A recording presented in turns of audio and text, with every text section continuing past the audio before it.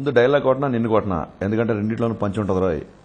ఈ డైలాగ్ సినిమాలో వినగానే ఈ సినిమా సూపర్ హిట్ అని ఫిక్స్ అయిపోయాం.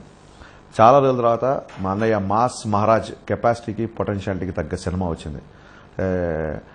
ప్రీవియస్ సినిమాల్లో అంటే ఆయన ఆర్టిస్ట్గా యాజ్ అ హీరోగా ఆయన ఎనర్జీగా ఏ సినిమాలో తక్కువ ఉండదు. ఆయన ఆడని సినిమాల్లో కూడా ఆయన ఎనర్జీ ఏమాత్రం తగ్గదు. బట్ చాలా రోజుల తర్వాత మళ్ళీ అన్నయ్యని ఫుల్ ఫ్లెడ్జ్డ్గా మ్యాక్సిమం తన ప్లస్ పాయింట్స్ ఏమున్నాయో తను కొత్తగా చేసింది ఏముందో ఒక full meal cinema for mass Maharaj fans అనేది బల్బుతో వచ్చింది. ఎస్, నో డౌట్ ఈ cinema it's the biggest block buster of his career. ఇంతకుముందు వచ్చిన అన్ని సినిమాలు కిక్, మిరపకాయ, కృష్ణ అన్ని సినిమాలని ఈ సినిమా కొట్టేసిందని చెప్తుంటే చాలా చాలా చాలా హ్యాపీగా ఉంది.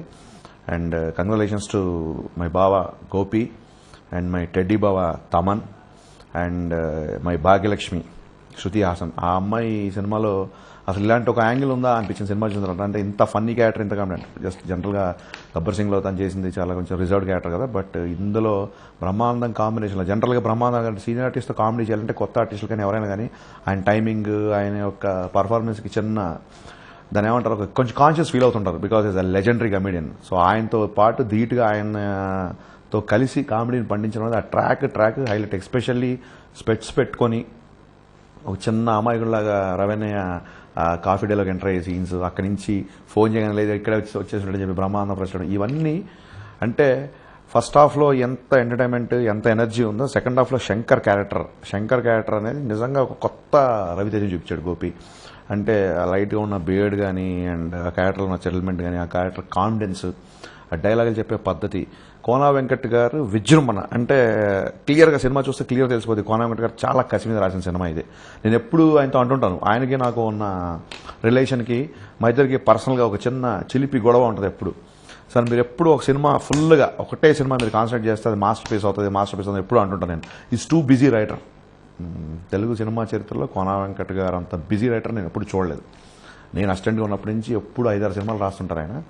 ఈ సినిమా ఆయన ఎంత కసిగా రాశారనేది సినిమాలోని ప్రతి డైలాగ్ తెలిసిపోతుంది. అండ్ అంజలి క్యారెక్టరేషన్, ఫ్లాష్ బ్యాక్లో వచ్చిన బాలు గారి పాట, ఇవన్నీ సినిమాని నెక్స్ట్ లెవెల్కి తీసుకెళ్ళాయి. And first time PVP productions తెలుగులో సినిమా చేస్తూ ఇంత గ్రాండియర్, ఇంత లావిష్నెస్తో సినిమా చేయడం అనేది నిజంగా చాలా అభినందించాను. డైరెక్టర్లు మా అందరికీ చాలా హ్యాపీ అలాంటిది. అండ్ గోపి కొంచెం ప్రాజెక్ట్ అనుకున్న దానికంటే కొంచెం డిలే అయినా ఎక్కడ సినిమా మీద తన గ్రిప్ వదలకుండా, అండ్ అసలు మొత్తం బల్బు టీం అంతా మా టీంలా ఉంటుంది. ఎందుకంటే Shruti Haasan, mass Maharaj and cinematographer Jayanan Vincent garu, నాకు గబ్బర్ సింగ్ లాంటి బ్లాక్ బాస్టర్ ఇచ్చిన జైనన్ విన్సెంట్ గారు. ఆయన ఎప్పుడు నేను గాడ్ విన్సెంట్ సార్ అని పిలుస్తుంటాను. అసలు సెట్లో ఆయన ఉన్నాడా లేదా అన్నట్టుగా కూడా ఉండదు. వర్క్ తప్ప వేరే ధ్యాస ఉండదు. రవి నేను చాలా అందంగా చూపించాడు. అలాగే తమన్.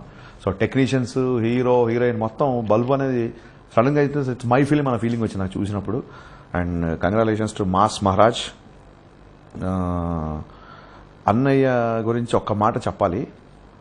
తన్ని తాను నమ్ముకున్న తప్ప ఎప్పుడు ఎవరిని నమ్మలేదు అనేకంటే ఎవరి మీద నమ్ముకోవడం అనేది కరెక్ట్గా చెప్పదలుచుకున్నాం. అంటే తను హిట్ ఫ్లాప్తో సంబంధం లేకుండా దర్శకులకు అవకాశం ఇచ్చాడు. షాక్ పోయినా సరే నాకు మిరపగా ఇచ్చాడు. ఆంజనేయులు అనుకున్నంతగా ఆడకపోయినా పరశురాంకి సార్వచారు ఇచ్చారు. డాన్సింగ్ తర్వాత మళ్ళీ గోపికి బల్బు ఇచ్చాడు.